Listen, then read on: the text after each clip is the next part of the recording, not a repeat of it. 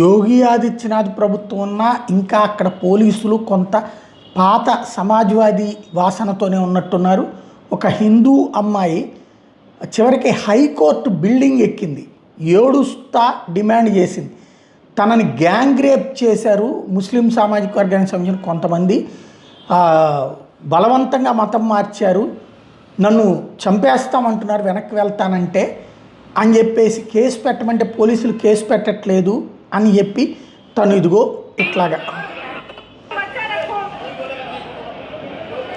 పోలీసులు ఎందుకు కేసు పెట్టట్లేదు అన్నటువంటి పాయింట్ కోర్టు డాబా మీదకి ఎక్కి దూకేస్తానని గోడెక్కి నుంచుంటే అప్పుడు అసలు విషయం బయటకు వచ్చింది.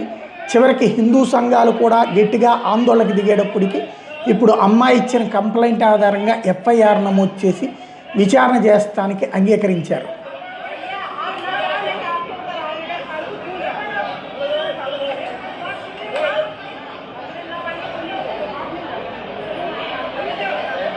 ఇది తాజా పరిణామం.